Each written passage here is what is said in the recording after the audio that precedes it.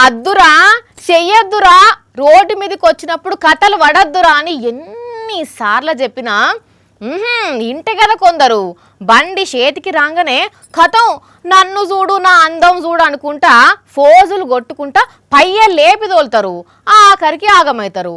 ఆగో గసంటోళ్ళ ముచ్చటనే గిది. ఓ మీ సోకు సత్వాండలుగాను ఏం నడుపుర్రా అది పుసుక్కన వెనకపై అటే మలిగేనంటే ఇంకేమన్నున్నదా? పానాలు అంతే స్పీడ్లో గాల్లె గాలుస్తాయి. ఇప్పుడు ఇంత ఆగం కథలు పడ్డారా? పోలీసులు పట్టుకున్నాక చూడుండ్రి.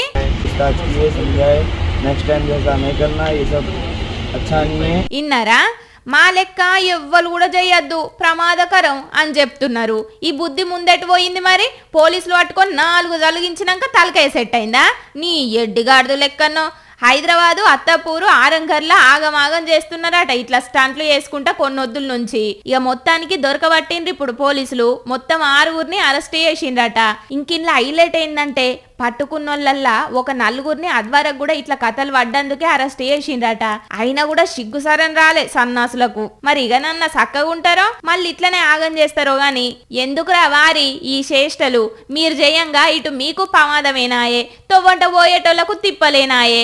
చేయకండిగా మళ్ళీ ఇట్లా పబ్లిక్ యూత్ పిల్లగాళ్ళు ఇక ఎవ్వలే గాని ఇటువంటి స్టంట్లు చెయ్యొద్దు.